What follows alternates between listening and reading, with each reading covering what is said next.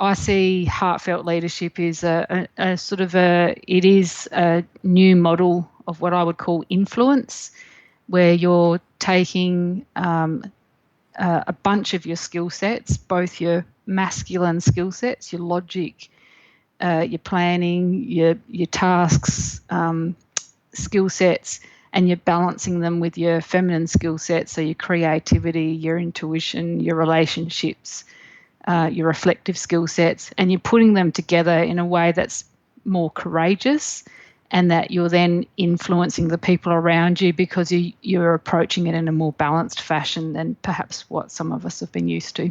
The true meaning of leadership is to plant trees under whose shade you do not expect to sit, which kind of sums up my personal philosophy. Welcome to the Get Invested podcast, where we share great conversations with experts from all walks of life to uncover their secret know-how and where they invest their time, their skills and their money, and the benefits that this has created.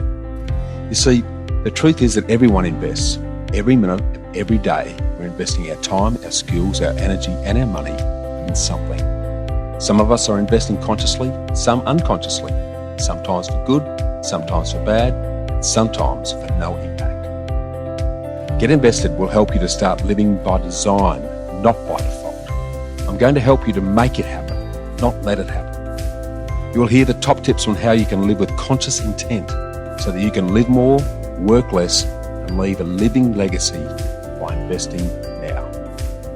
Listen to the show to discover the top tips on how to get started, make the most of your investment journey, and ultimately to be living your dream, not someone else's. More episodes can be found on iTunes or at bushymartin.com.au/get invested. Thanks for listening, and now let's get invested. Hi Freedom Fighters. Are you a leader? If you said no, then I'm going to challenge you because we're all leaders whether we recognise it or not. If you're part of a family, have a family of your own, a part of a team in your work or socially, or you're someone who makes courageous choices in trying conditions, then you're exhibiting personal leadership. Because our entire lives are about personal leadership, whether we're leading others or just ourselves. And in any and all of these situations, you need to invest in your head and your heart to make the big decisions, to make the right decisions, and then invest in action. But many traditional top-down command and control approaches to leadership fall very short. And this is where Kerry Swan and her unique approach to investing in heartfelt leadership comes to your rescue. Like yours truly, Kerry is a born and bred project manager from the bush whose entrepreneurial spirit, coaching skills and love of property now sees her leading 4 diverse family businesses across real estate, earth moving and agribusiness with a team of more than 35 people.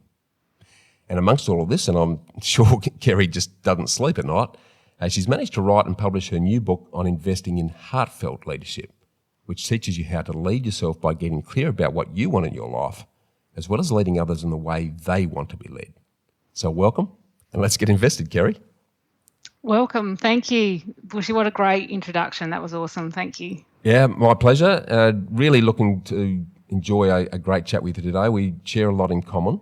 But as we get into it, and before we get into it, I guess, I'd just like you to give us a quick run through on who you are, what you do, but most importantly, why you do what you do, please.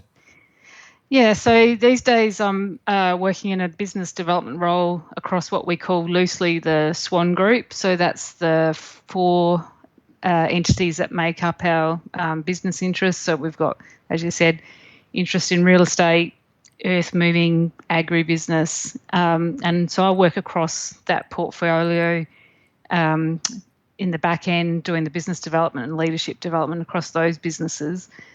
But interesting question, why do I do what I do? I really come at each day with a view that I'm trying to build leaders, but more importantly, sustain the communities in which that we're invested in, that we work in, that we live in. So I see business development, leadership development sort of interchangeably put together. And why do I do it? It's because when I'm done, I hope that there's a legacy of strong people, strong businesses and strong communities. Yeah, I love it. Love that. Now, before I sort of dive back into a little bit of the history around that and get you to give us a bit of a Reader's Digest on that, Yeah. I'd love for you to share something unique or interesting about yourself that you've never been brave enough or had the opportunity to share publicly before. Probably something that I haven't shared publicly so far is my life's ambition is to plant 1 million trees in my lifetime. So at the moment, I'm sitting at about, I don't know, probably 40,000 or something like that over my lifetime. So I'm a little way short, but it's something that's going to drive me over the next 20 years or so to try and see if I can hit that 1 million tree target. Love it. It's a great metaphor, really, for what you're doing in leadership too, I think, because it's planting a lot of seeds and Correct. then nurturing them and protecting them and supporting them on their journey to growth over a long period of time. And it's really interesting that we share that in common as well. My good father and I, God bless him, got a farm up at the top of Wollonga Hill on the Fleurieu Peninsula, and the bare hills there, Kerry, we were part of the Trees for Life exercise that we planted 110,000 trees back on the... Is that right? Yeah, and really created a green corridor between the road at the top of the hill and the edge of Wollonga, and the amount of flora and fauna that has actually come back in as a result of that has just been exceptional, actually. That's fantastic. So, That's I love your vision around that. That's awesome. And as I say, a really good metaphor for the work that you're doing beyond that in terms of supporting people on their leadership journeys. But so let's dig into that a little bit of that now, because I'd love for you to sort of take us through what you've invested your time, energy, money in over the years, and why and how has this led you to where you are and what you're doing now. Oh, okay. So, as you said, I'm a kid from the country. In the late 80s, I grew up in the Mallee in South Australia, and it was a pretty diabolical time, really high interest rates, not many jobs and so forth. So I found myself in the city at the age of 16 in a job with government, and spent some time, about 10 years in government. And then kind of by accident found myself into the regional development space, where I guess I learnt or did most of my work in sort of the project management field, really sharpened my skill set around project management in those days. And then that kind of led me into starting a consulting business when my kids were tiny little babies. And then from there, I've sort of morphed into a property development business with my family, which also then grew into a real estate business. And more recently, we've started investing in other business opportunities. So I guess where have I invested my time and energy over the years? It's really been in my own skill development, but also in property development, and really from a sort of family model of investment. Love it. But let's. I want to sort of talk a little bit on project management if we can, because like you, I actually see it as a fundamental skill that really underpins the success of anything you do in life. So they're very generic skills, project management, generally applied to much bigger things, but the key elements of project management are relevant to doing any task, as a matter of fact. So I'd love for you to just give us your thoughts on what are the key elements of project management in a context where people can apply those in their daily lives. Yeah, so I was fortunate that I not only worked as a project manager during those Govey and regional development days, but I also was fortunate to then teach project management through the Australian Institute of Management for quite a while. And so I've been exposed to lots of different businesses, everything from the Submarine Corp through to small property development ventures. But the principles of project management apply whether it's building a submarine through to renovating your bathroom. And so the principles of project management is an interesting one because there is a lot of overlap into leadership. And the way that I see project management is that it's a balance of art and science, meaning that what we tend to learn when we're first in project management is all the science side of project management. So we learn about scoping out the project, getting really clear about the boundaries. We get really clear about time and cost. How long is this project going to take? How much is this project going to cost us? And then we get down to the task. So in my world, that's very much the science of project management. It's all the logical and analytical elements of a project. But as we mature and we grow into project management, we realise that the flip side to the coin is the art of project management.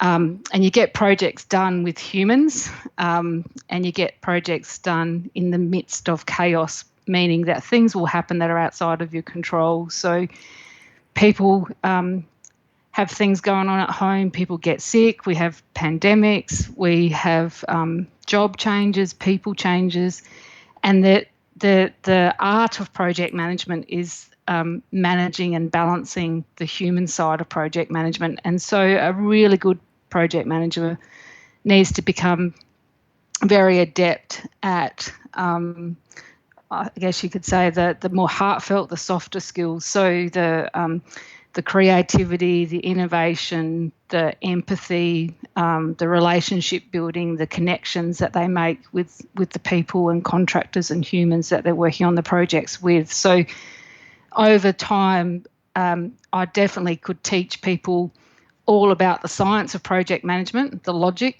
the scheduling, the budgeting, the process.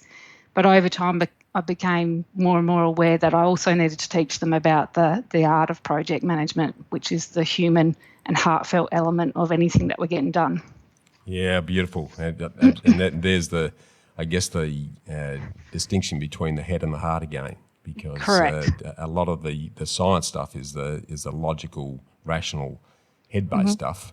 The soft skills and the ability to inspire, motivate, lead and manage people, which is feeds beautifully into your new book, is where the challenging piece comes. And it's tell me if I'm wrong here, but it's something that's difficult to teach because it's more experiential than the other. What's your thoughts on that?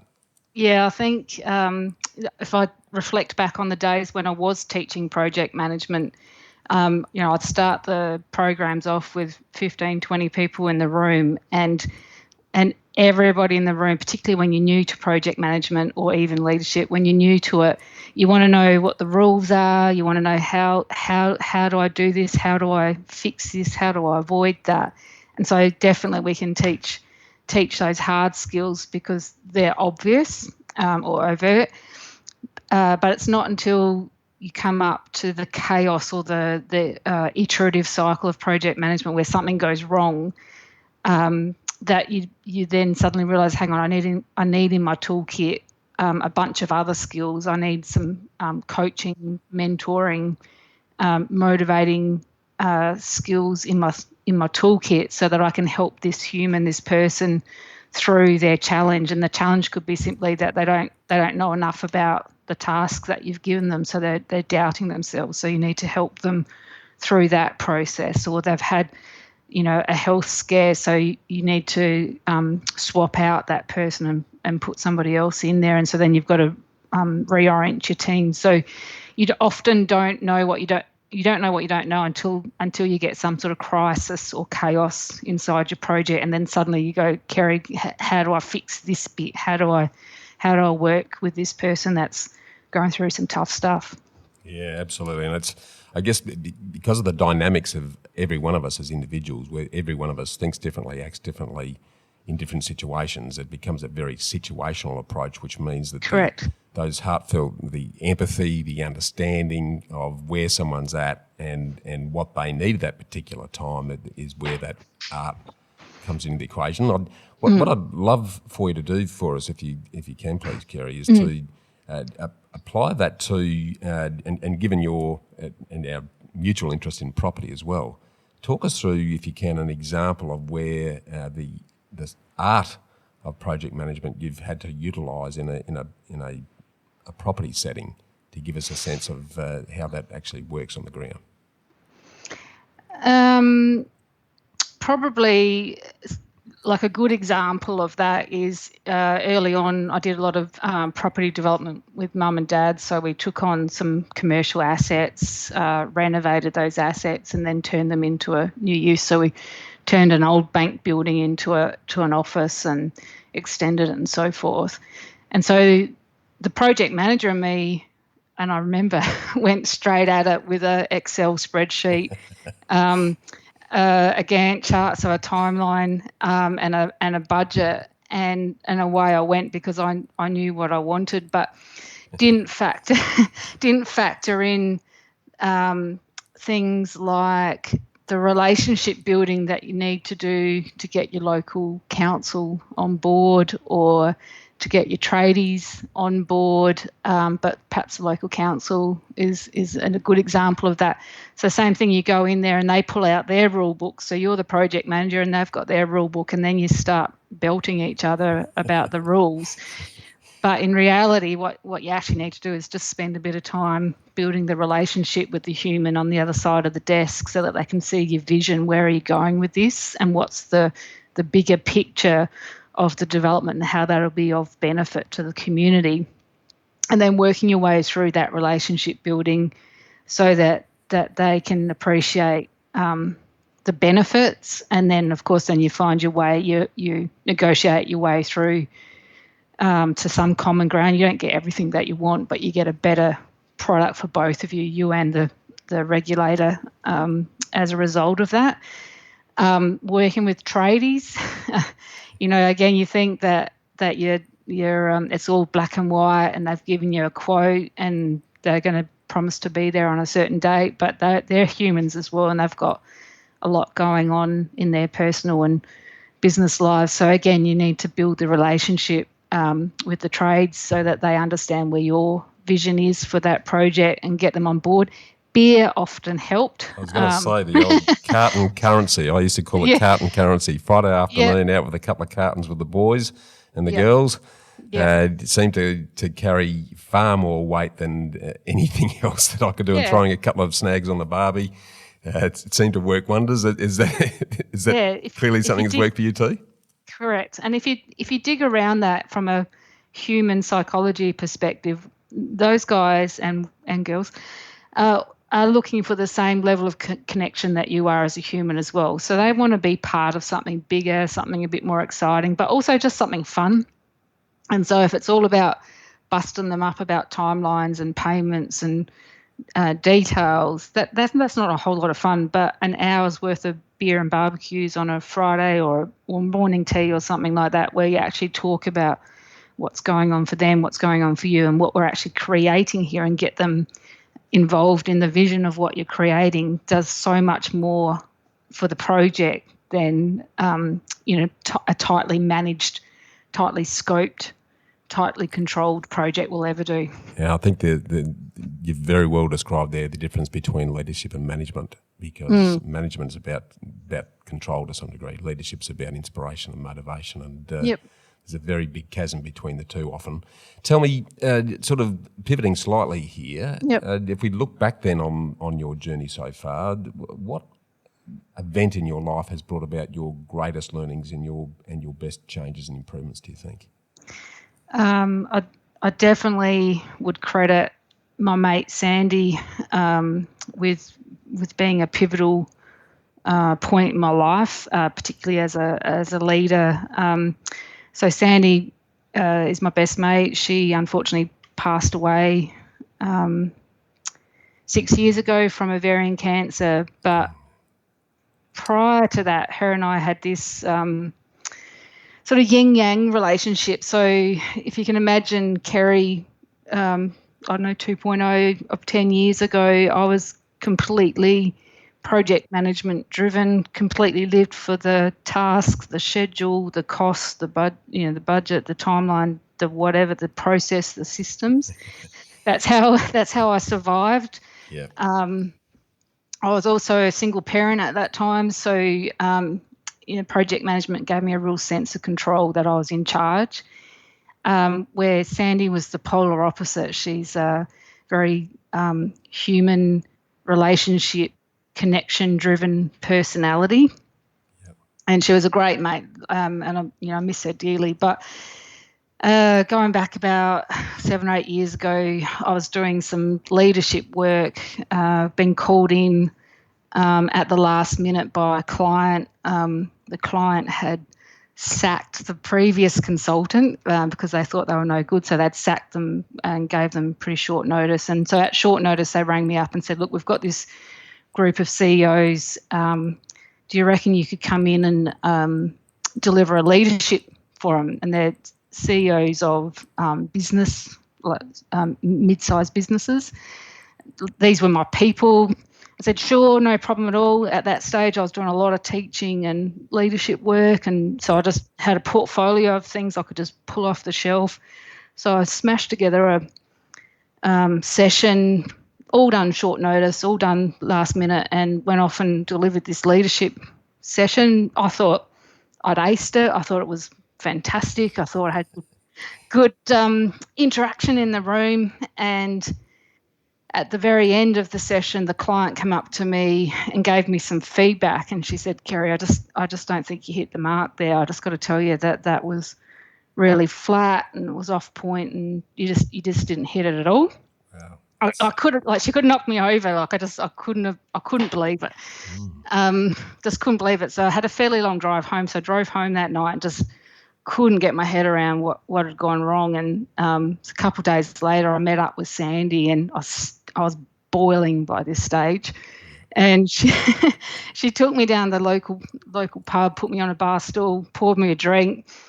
We had a drink, let me rant and rave for that drink, and then poured me a second drink. And this is the moment. And so I'm ready for her to get a pitchfork, get in the car with me, I'm going to drive back, I'm going to take this person down and just tell her how unfair and how unreasonable her feedback was. And Sandy says to me, she turns to me and she says,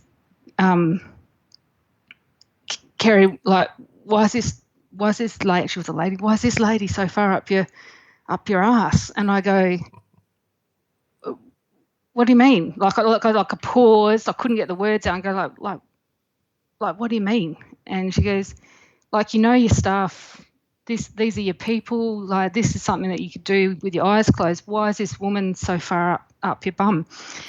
And I really just had to sit there for about a good long minute and really, I'm like I keep saying, I'm at boiling point, and I had to really stop and think about it. And when I finally thought about it deeply enough, I actually had to admit to myself that, there's a whole bunch of stuff going on in my personal life at that stage. I was divorced and little kids and all sorts of terrible stuff going on, and I was poorly prepared, and I hadn't done the work that I needed to suit the needs of the audience and stuff. So it was all about me and my lack of preparation, and this lady, she just fed back what the universe needed to tell me. So it was a really tough conversation, but it was also the genesis for my growth and development into what I call heartfelt leadership, because I had been to that point completely focused on the control side of project management. If I just controlled everything down to the last minute and to the last task and to the last dollar, no one could criticise me.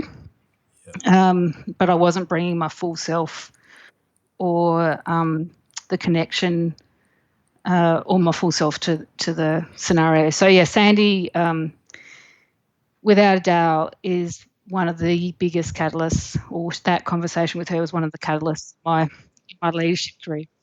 Yeah, well, thanks for sharing that quite confronting moment, Kerry. Those sort of brutal honesty conversations, I've got to say, just listening to that, it would have taken Sandy a fair bit of courage to be able to have that conversation with you, and most people don't. 100%. Yeah. I guess from my own perspective, I actually enjoy robust conversations because that's when you really hear the truth. Is that something that when we talk about heartfelt leadership, which we'll get into again shortly, is that sort of robust, honest and open communication something that another legacy that Sandy's left with you in terms of how you approach life now? Yeah, definitely. So again, I was fortunate to spend about 20 years as a consultant prior to the real estate business, and both Sandy and others, and project management, I've just learnt along the way that having difficult conversations are critical for our own growth and the growth of others, particularly in a leadership or self-leadership perspective. In our current environment, our current culture, it's really easy for any one of us to send an email, send a text message, send a messenger group conversation about something that we're not happy about, because all of those tools are available to us. But it's really a mark of the human, the measure of the human, when they're prepared to have that difficult conversation with you and sit with the discomfort of the conversation. And in my book, we talk about just the importance of those conversations, and I talk about how to have those conversations, and I also talk about the beauty of a car park conversation as well. Years ago, I was working with a not-for-profit organisation, and there was a lot of discord between the CEO and the chair of the board. And so when I was doing this project with them, I was doing a sort of strategic project, and I'd have to work with both of them, and both of them in turn would spill about how they were frustrated with the CEO or how they were frustrated with the board chairperson and so forth. Then eventually I just got tired of being sort of caught in the middle, and so were most of the board, tired of being caught in the middle. And eventually I just had the conversation with the chair and said, look, you guys, the two of you, just really need to have what I would call a car park conversation, and it's something that's off record and literally in the car park if you have to do it that way, and just sort out your differences, because it's causing so much friction right across the organisation. And even for me, that was fairly confronting to say to the chair, like, he's my client. You need to do this. Yeah. And blow me down, they did. So they literally, after a board meeting, stood in the car park and had the conversation with each other, cleared the air, and then went on to, support the development of that not-for-profit, which was at a pretty difficult sort of crossroad at the time. And so I say it tongue-in-cheek, you need to have the car park conversation.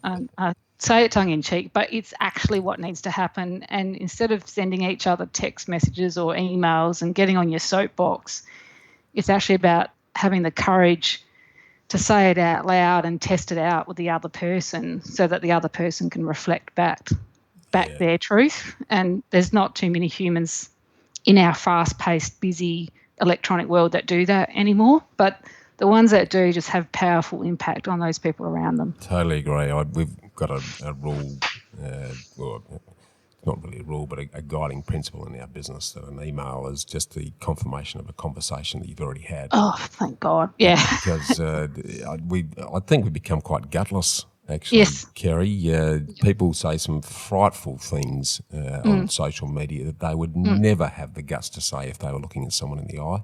Yep. And we'd sort of use a brutal honesty, keep, stop, start exercise with our team that we run regularly, where every one of us sits around the table and says, Bushy, I want you to keep doing this, I want you to stop doing this, I want you to start doing that. Really? That's cool. And it really flushes out the stuff, and it is quite confronting at times, because we're the worst person at knowing ourselves most of the time, but other people see it loud and clear. Yep. And that's worked wonders for the sort of honesty that happens in the business. And we have a simple rule that if you find yourself talking to your partner at night about something you haven't spoken to someone at work, then we've got a problem. Yeah. And so we really encourage that really open, tough love conversations, really. again, I don't want to go on too much of a tangent, but I think it's such a core skill and such a big need at the moment. Can you share, from the book, a couple of pointers that the listeners can take home in relation to how to approach having those tough conversations? Yeah, so probably the take-home message that I'd like to leave is before you have the conversation, or even before that, is I want people to try and do it when they're very much approaching it in a clear-headed way. Like, it's not, I'm going to go have a tough car park conversation with Kerry because she needs to hear this. It needs to be much more considered that. So first of all, I want you to get yourself in a space where you're calm about what you want to say, but then do the work on yourself first and think about what's my intention here? Is my intention so that when I have this conversation, Bushy's going to learn something from this process, or he's going to change something from this process, or it's going to add to his growth when we have this conversation? What's my intention? And when we're comfortable that our intention is for the growth and development or the betterment of the person or the organisation, and you get clear about that intention, then you can start to structure up what is it that I need to say. And often what happens, if we've come from the command and control style of leadership, we think that we have to go into a car park conversation with the answer. We think that we have to tell the person what they need to do, and we feel that we have to correct them. That's not what we're looking for here. What we're looking for is, let's make sure that I'm calm, number one. Number two, that my intention for this conversation is good and clean. And then two, simply play it with a straight bat and say, I need Bushy to tell you or ask you, or I'm curious about what's going on for you because I've noticed this. And so keep your languaging open and curious rather than, judgmental and locked down. So those conversations will go a lot better if you're bringing your whole intent and intentional self to the conversation rather than feeling like you've got to tell someone off. Yeah, beautiful. And giving it some space. I mean, the worst time to have the conversation is when the emotion's running right. I've often said to members of our team, write all your thoughts down, get it down, then screw it up and chuck that in the bin, sleep on it, and then the next day come in with a questioning approach. Not a telling approach, but ask questions that can lead the other party to understand where you're coming from, and then you're more likely to have a better outcome. Love that. Absolutely love that. Well, I want to switch into the investment sphere for a minute, and I'd love for you to share, given that you've obviously been actively involved in the property arena in various forms over the years. Tell us about what's been your best and worst investment and what you've learned from them. Interestingly, my best investment has been the investment in myself, like the personal development and growth that I've done for myself, and equally investment in our businesses has been our most successful, I guess, if you like, and most satisfying investment.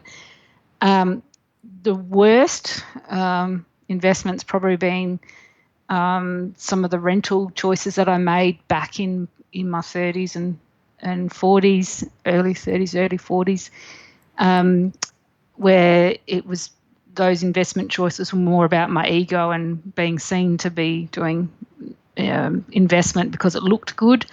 Whereas these days, without a doubt, I would choose over and over investing in the business before I would go and buy something fancy to make myself feel good. Yeah, can you give us an example of what you mean by that?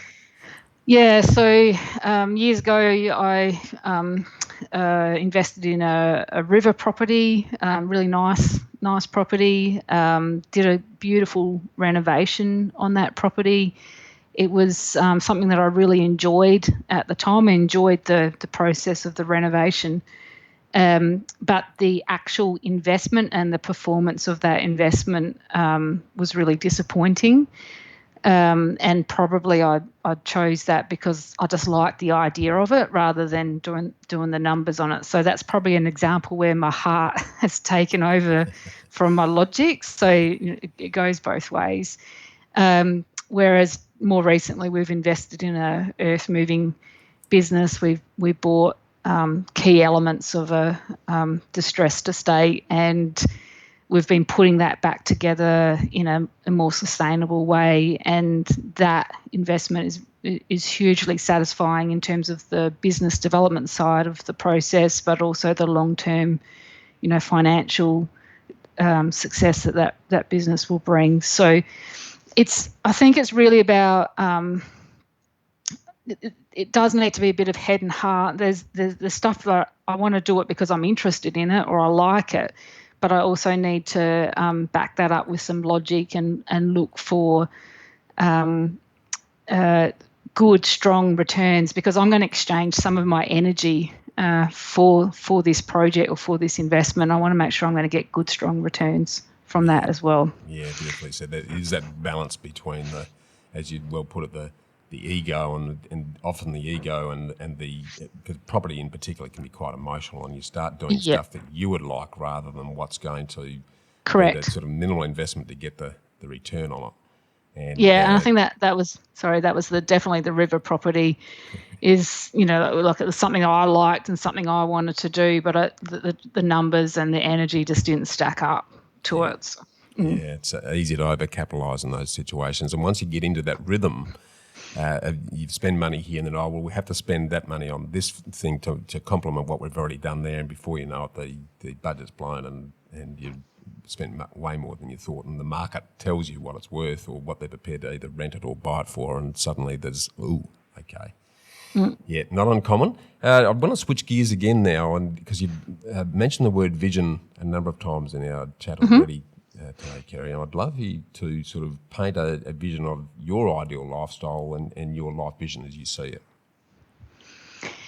Yeah, so this is something that we do a bit of work on, both individually and collectively at across our businesses and family assets and so forth. And for me, one of the reasons that I wrote the book was that I actually wanted to leave a legacy for my daughters that, down the track, if I wasn't around, there would be some piece of Kerry left behind that they could reflect on. So that spirit, that energy really reflects in how we approach our businesses as well. That our vision for our collective businesses is that we have a sustainable community. We live in rural South Australia that has its ups and downs, but if I can leave my community in a stronger and more sustainable position than it was when I started, that's really my overarching vision for business. Love it. Yeah. You're what I would class as an outvestor as An well as an outvestor. investor, because you're outwardly investing in the interests and the needs of those around you rather than purely investing in what's right for you. Yep.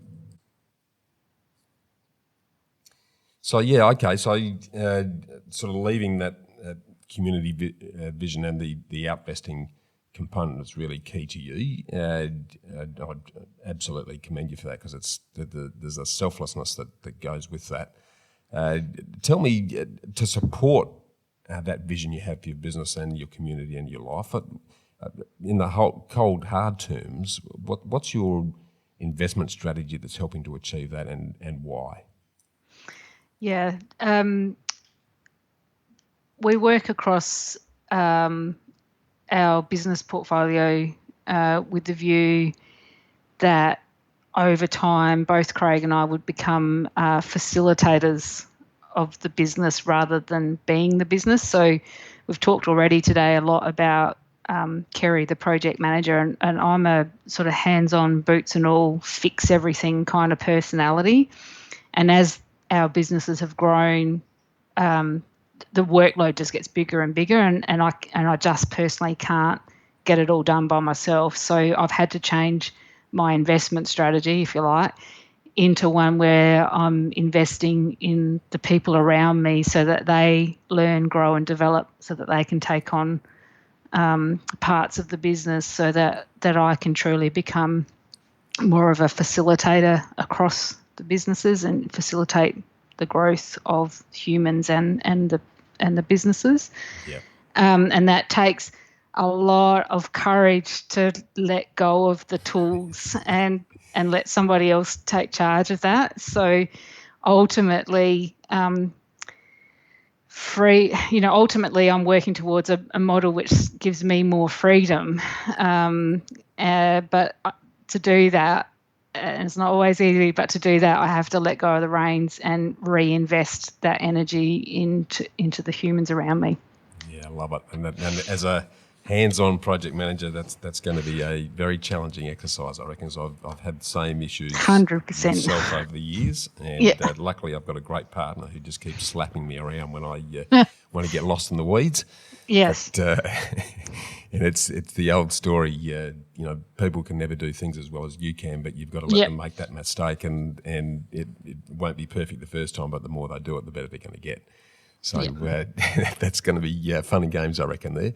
But I'd love to switch now into deep dive into heartfelt leadership and your book if we can. And just start with, why did you write it? Other than leaving a legacy for your daughters, what are the key messages, and who's best suited to read it?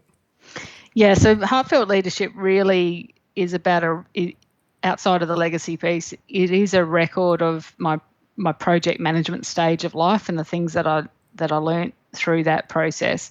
So it's ideally targeted to somebody that's a senior leader inside an organisation, particularly those that are managing teams and people, and have grown, particularly the ones that have grown up through the technical ranks. So somebody that's been a technical expert, and because they're good at that, they've found themselves suddenly managing people. So it's a book that's really about providing triage or emergency support for those senior leaders who are now grappling with how do I work with my team and how do I fix things. Yeah, love it. So can you start by then defining what is heartfelt leadership as you see it and how it differs from the traditional view of leadership? Yeah, so I grew up in the 80s in public service and project management, and the sort of leadership that I was exposed to in those days was very much the command and control model. I'm the boss, here's what I want you to do kind of model. Where I see heartfelt leadership is it is a new model of what I would call influence, where you're taking a bunch of your skill sets, both your masculine skill sets, your logic, your planning, your tasks, skill sets, and you're balancing them with your feminine skill sets, so your creativity, your intuition, your relationships, your reflective skill sets, and you're putting them together in a way that's more courageous, and that you're then influencing the people around you because you're approaching it in a more balanced fashion than perhaps what some of us have been used to. Yeah, I love it. It's more a bottom-up than a top-down approach where you're supporting others, creating a circle of safety, allowing them to fail but learn as they go, and then having a shared vision so that everyone's allowed to do that at their own pace but feel that they've got their backs covered. And very much fostering a learning-based culture rather than one of blame and fault-finding, which some of us grew up with that style of leadership as well. Yeah, love it. Well, you outlined 9 great principles that are attached to heartfelt leadership. Can you sort of give us a potted summary of what those 9 principles are? Sure. The first 3 are very much project management principles. So the first principle is really getting clear about what you want, both for yourself but also for your team, and we work our way through processes to do that. Second principle is about working backwards on your plan, having a good plan but allowing for some chaos and creativity with that plan. And the third one is taking responsibility for your own shit. And that's where I really talk a lot about that conversation with Sandy and how I actually had to own my own part in that process rather than looking for fault on the other side. So the first three principles really draw on project management concepts. Yep. The second three principles are more about the interaction with your team, and I talk a lot about the importance of having difficult conversations in terms of influencing the people around you. One of my favourite chapters and principles is around choosing your words. And as a leader, the words that we use matter. And so I've got some great little tips in there, just simple little strategies about choosing better words when you're interacting with your team. Yep.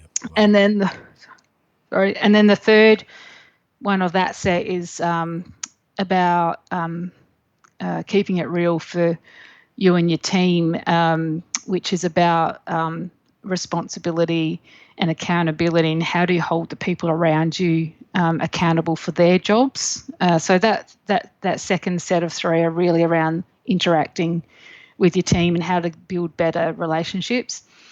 And then the final set, the final three, the principle around feeding your team their favourite food.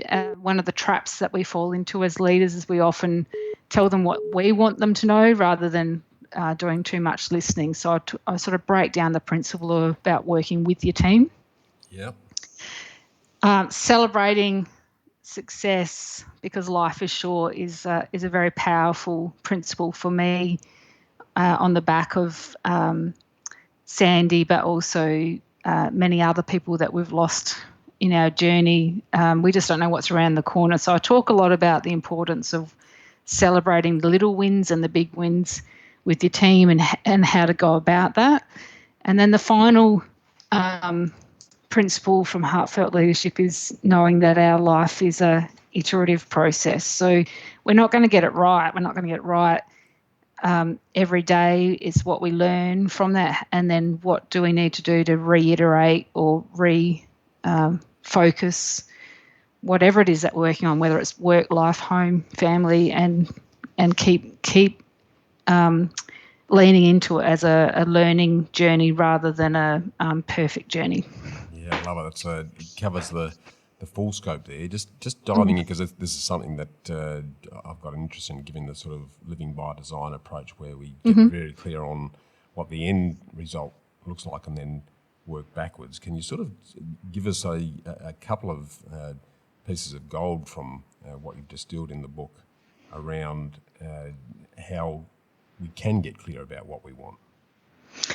Yeah, so I'm a big fan of taking time out, and for me it's getting into nature and going for a big walk and clearing the head. But some of my clients and friends and family, it can happen in the shower, it can happen when they're driving, it can happen on a holiday. So I'm a big fan for just taking that time out of the day-to-day busyness and really listening very carefully to what's going on in your heart in terms of what you want your world to look like. The project manager in me wants to rush in there and start applying logic to it, saying, no, that's not possible and this will take too long and whatever. And so I really practice the discipline of really doing the vision making first. And when you get a bit clearer about what your vision is, then I'll allow the project manager to come in and start working backwards and start saying, okay, now how and what and when and where would I need to do to achieve that vision. I guess the danger of us being really busy people is that we don't allow enough space for the heartfelt vision making. And so I really encourage people just get out there in nature and spend, an hour or two once a week thinking about that so that you can identify, am I on track or where do I want to be? Yeah, I love it.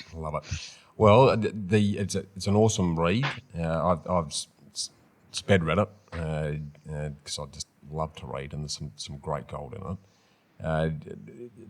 If you could sum up for us then, what do you think it takes to be a heartfelt leader, Kelly? 100%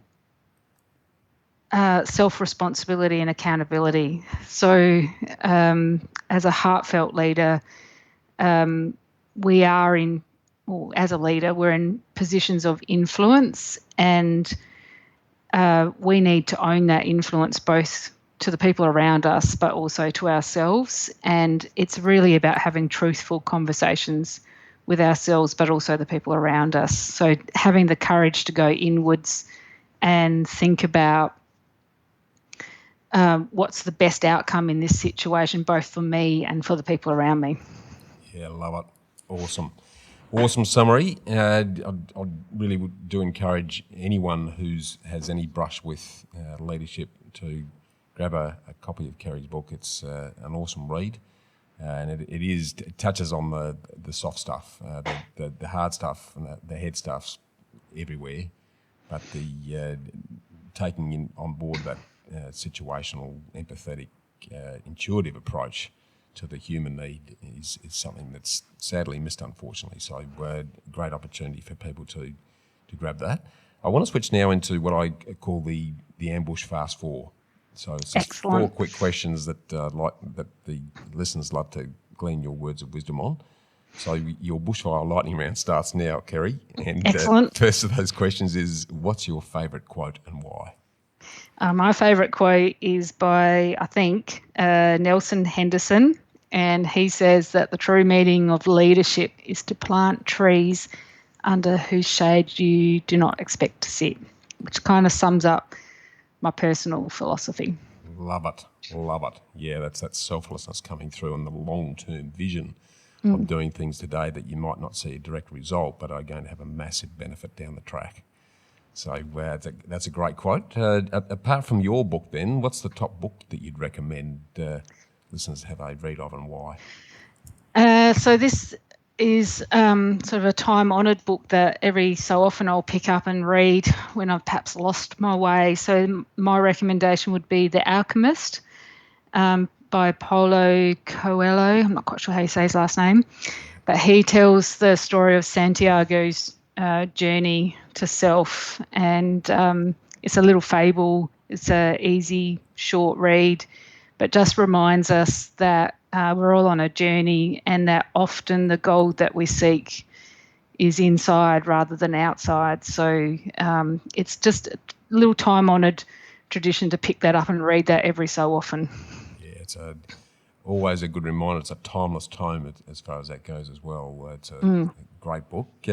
Back on the investment sphere then, what's the worst and the best piece of investment advice that you've ever received to date? Perhaps back in the 80s, 90s, negative gearing properties was probably the worst advice that I ever received, because we just don't know what's around the corner. And I've sort of only touched on it today, but I found myself as a single parent there for quite a while. And if you're negatively geared and you've still got to pay mortgages and fill up the gaps, it's not a sound decision. So the best piece of advice that I've ever received is the flip side to that is back yourself in. So whether that's in business, in jobs, in relationships or whatever, it's backing yourself in and knowing that you've got the skills and confidence to pull it off, whatever it is that you're doing. Yeah, love it.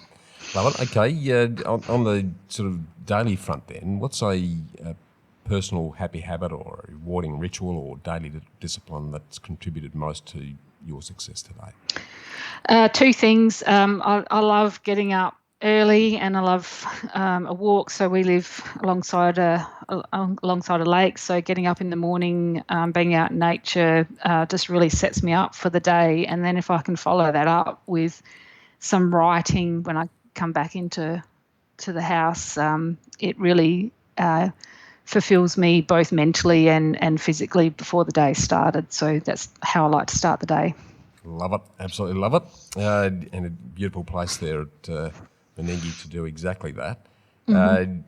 Sort of final question then, if you reflect on our conversation today, Kerry, where do you think you're going to invest your time, energy and money in the future? It's interesting when you finish writing a book, there's this hiatus where there's this quiet space and you're like, okay, what do I do next? But already I know that what's next for me is some research work on my next book, and I really want to do a piece of work on courage and the true price of self-leadership. I want to sort of move away from business leadership and look more deeply into self and personal leadership, and I want to share some stories around real courage and real personal growth. So that's a piece of work that I actually just want to do for myself. And then I guess in a business and investment perspective, we'll continue to consolidate our leadership team and our business models and continue to grow them in a sustainable way. Love it. For those that have really keyed into what you're talking about today and want to sort of find out more or get more involved with some of the stuff you're doing, how can they do that, Kerry? The best way to find me is simply kerryswan.com, my website. You can connect with me there. That takes you to the links to all of the socials and emails, phone calls, whatever you need to do. Love it. Now, I need to mention at this point that as a sort of a special for Get Investing listeners, Kerry's very generously offered for you to grab a free chapter of the book from the Heartfelt Leadership book, and it's the chapter on choosing your words that you touched on during our chat today. And I'm assuming they'll be able to get that directly from your website at kerryswan.com? Yeah, sure. You'll just be able to jump on there and download that chapter straight from the website. It's the chapter that I use most with my other leaders when they're finding themselves in a tight spot around working with their own people and stuff. And it's full of practical, simple solutions that you can put in place to make your life as a leader better and influence the people around you. Love it. It's been a great chat, Kerry. I really appreciate you being so generous with your time today, and we'll look forward to continue watching your journey and looking forward to that next book on the more personal side of leadership. So thanks for your time today. Thank you so much. Awesome. Thanks, Kerry. Talk soon. Excellent. To get a summary of all this investment gold in the show notes, just email me on hello@khgroup.com.au. That's hello@khgroup.com.au. Or check us out at www.bushymartin.com.au/Get Invested. I look forward to joining you next week for another episode of the Get Invested podcast. So thanks for listening, and as always, dream as if you'll live forever and live as if you'll die